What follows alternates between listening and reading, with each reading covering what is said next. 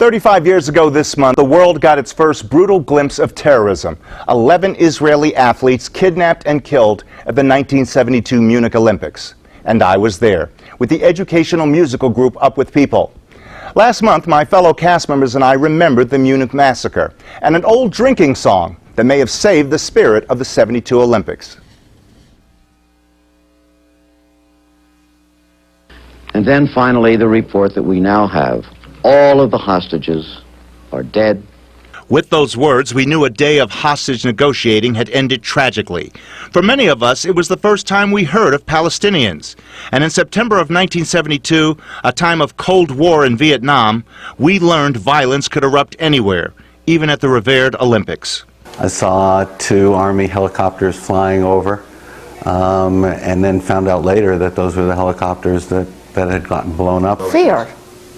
Just, and down to the basic core of feeling very powerless.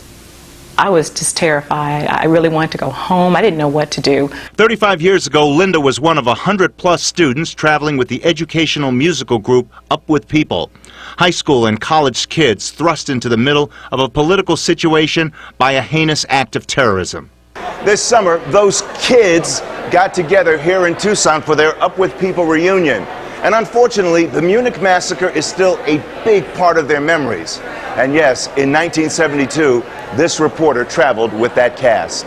I think at 19, I had no clue that this was going to be an absolute historic event. To just witness it firsthand, a half a mile away, and to realize, not know whether or not they were going to go after all of the Jews, or just the Israelis, was terrifying.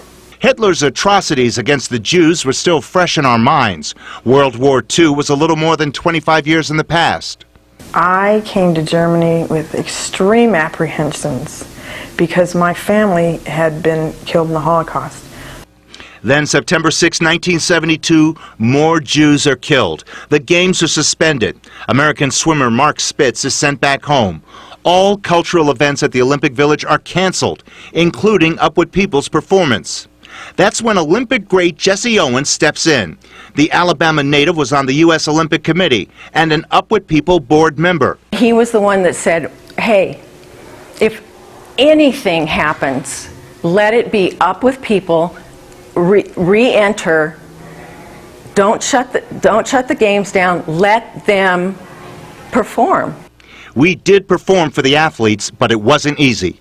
And they were used to the audience going ooh ah, and they were staring out of an audience. It was very cold. Every one of them sort of sitting like this, kind of afraid to make contact with the person next to them. I didn't know how I was going to do that show. But you did. Yeah.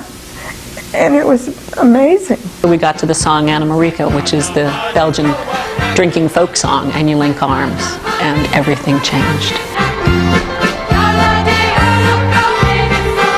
By the end of our show, the athletes are linked arm in arm, and they're swaying with us. And here's these shirts that say CCCP in USA and North Korea and Brazil and Cuba, and they were all linking arms. This is what it's all about.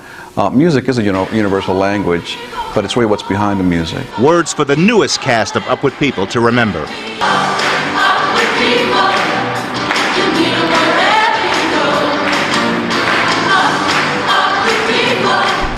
Months later, the German chancellor thanked Jesse Owens and Up With People for returning the spirit to the Olympic Village.